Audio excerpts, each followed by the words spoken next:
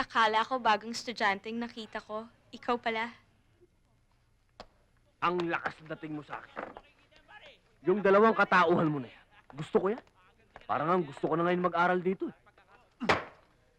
Nararamdaman ko pa rin yung binanat mo sa akin. Miss... Namamaga pa nga yata, eh, oh. Miss. Nag-all the way ka ba? Ha? Miss, baka pwede ka. Kahit sa likod ng kotse. Ang dinig ko merong bumabastos sa'yo. Parang ganun ang dating. Yung din ang dinig ko, parang ganun eh. Pwede ba akong makialam? If you don't mind. I don't mind.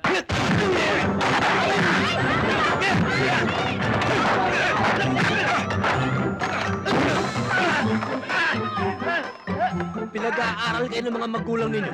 Ha? Para matuto kayo ng respeto ng babae. Oo, oo.